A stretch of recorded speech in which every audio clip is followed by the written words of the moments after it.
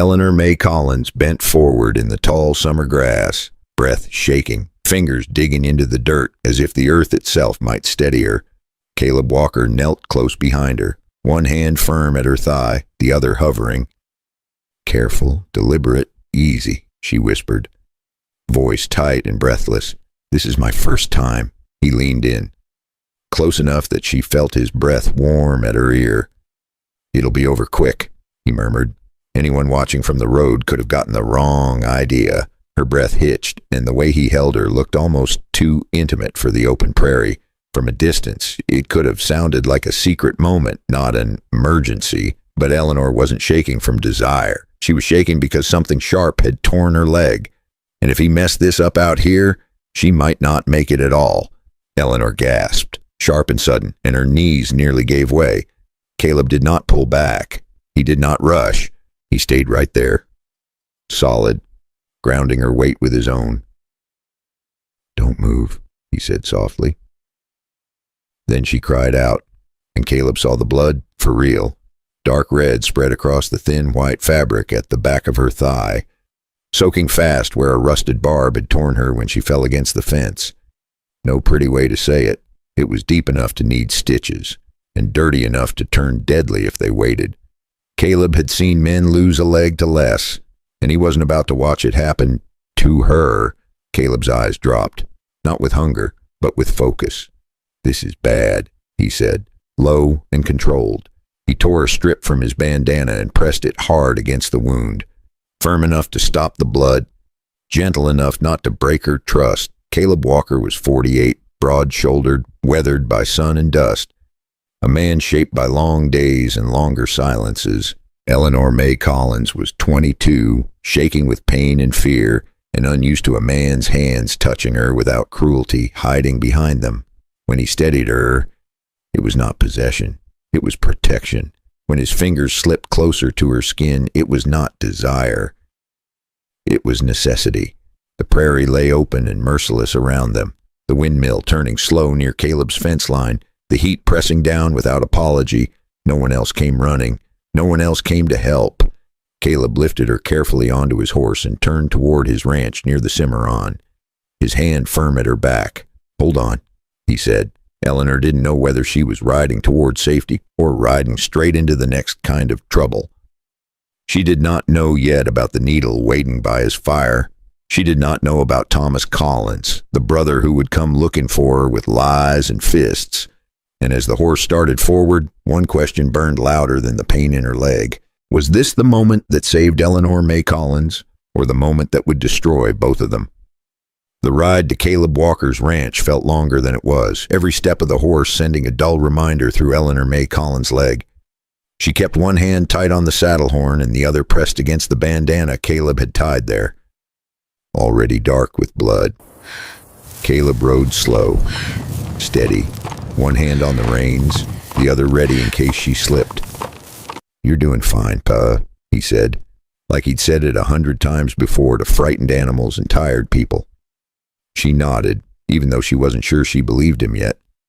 Her vision kept narrowing, and she fought the dark like it was an enemy on her heels. The ranch came into view just as the sun began to sink. A low wooden house, a windmill creaking, horses shifting in the corral.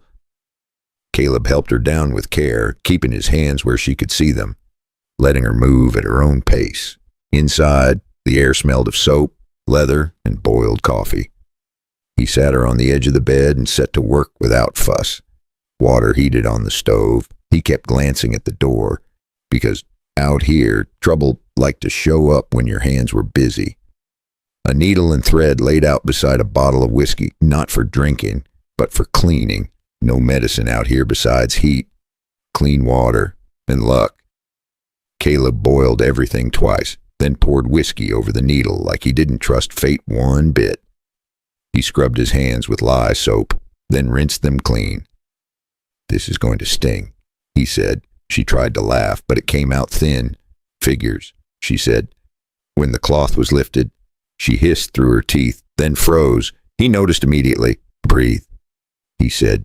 "You don't owe the pain anything." When the needle touched her skin, her fingers clenched in the blanket. "Easy," she whispered again. softer than before. "This is my first time." Caleb nodded like that explained everything. "It'll be over quick," he said, and this time she believed him. He let her see the needle in his fingers, then went right back to work. He slipped the needle in, steady and sure. His focus locked on the work, not on her body. Between stitches, she gave him the short version. A brother with debts, and a town that treated her like payment. Caleb didn't interrupt. He didn't offer promises he couldn't keep. He just listened and kept stitching. When it was done, he tied the final knot and leaned back. "All set," he said, but Caleb's eyes stayed on the bandage because the real fight might start after the stitching was done. She let out a breath she didn't know she'd been holding. He wrapped the bandage carefully and stood, giving her space. "You can stay," he added, like it was no big thing. "As long as you need." He didn't ask for her story first, and that's what made her believe him. Eleanor looked around the room, at the quiet walls, the single lamp, the door that locked from the inside. For the first time in a long while, she felt the edge of sleep pulling at her, but somewhere beyond the fence line, a man who thought he owned her was already starting to look. That night her skin went hot and cold. Caleb sat by the bed and watched her breathe like a man counting seconds. By morning, he would know if this was just fear or the start of an infection. And when he found this place, would Caleb Walker still be able to keep her safe? On the third morning after the stitches, Eleanor May Collins woke to the sound of wind turning the mill and a smell that made her stomach growl. Coffee, real coffee, not boiled hope in a tin cup. Her leg ached, but it was a clean ache now, the kind that meant healing had started. She tried to stand once, turned pale, and sat back down hard. Caleb didn't argue. 2 days in bed, he said, then short steps only. She sat up slow and noticed the small things first. The door closed proper, a chair set close enough to reach if she needed it, and a folded note on the table that read, "I'll be out back if you wake." Caleb slept on a cot near the stove, not in her room. "You'll have space here," he said.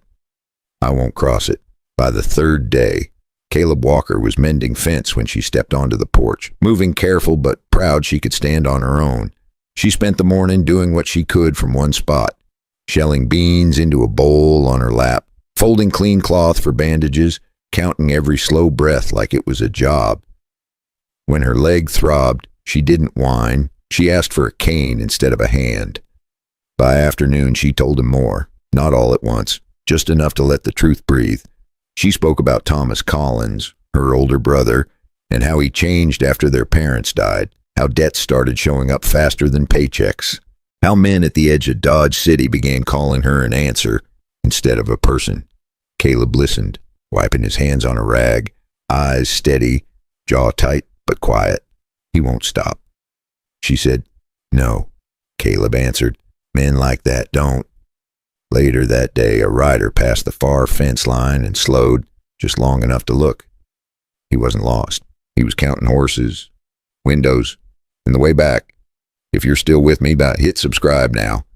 Because what happens next is the kind of trouble folks in Kansas still talk about. Tell me what time it is where you are and where you're listening from. And if you've got a cup of tea or coffee nearby, take a sip and settle in. Caleb saw it too. He did not wave. He did not call out. He simply watched until the dust settled and the road went empty again.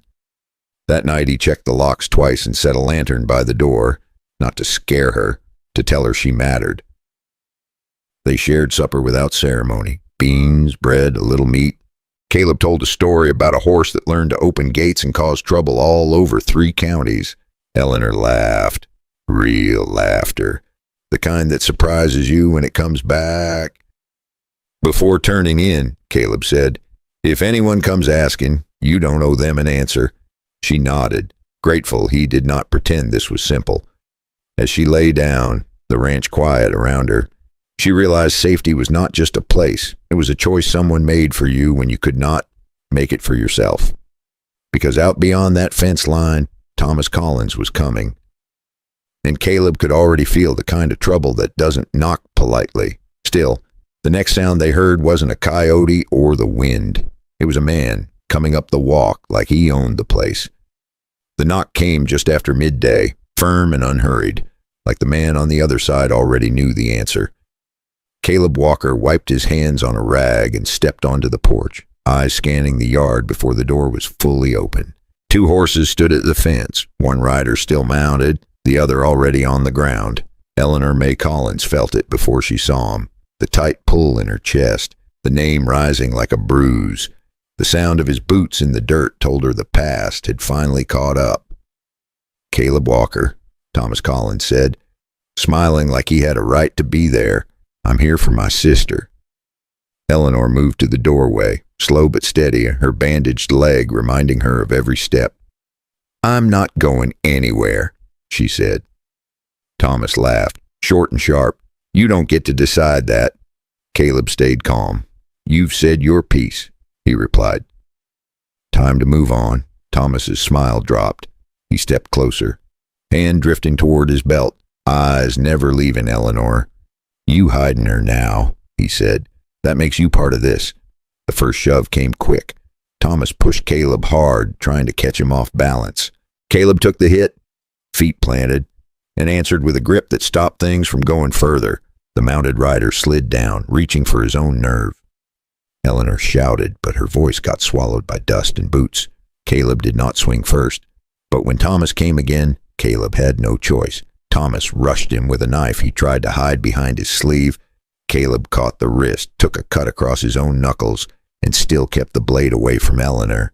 They slammed into the fence hard enough to rattle the boards. Caleb wrenched the knife free and kicked it into the dirt. The second man hovered like a coyote that hadn't decided yet. Then old Mr. Harlan from the next spread stepped up with a shotgun and said, "That's far enough." After that, the second man remembered an urgent reason to stay out of it. Neighbors gathered at the fence line, drawn by noise and dust. Someone shouted that Thomas struck first. Another said they saw the knife. That was enough to take him to town. Caleb tied Thomas's hands and hauled him to his feet. "You'll answer for this in town," Caleb said. Thomas spat dirt and smiled anyway. By sundown, they got Thomas into town with his hands tied and his temper loose. The lawman didn't believe anybody at first. Then he saw the knife, saw the blood on Caleb's knuckles, and heard 3 witnesses say the same thing. Only then did the cuffs come out. In the quiet after, Eleanor realized Caleb hadn't just protected her body. He'd protected her right to choose. Caleb rode back alone, the ranch quiet when he returned. Eleanor waited on the porch, fear and relief tangled together.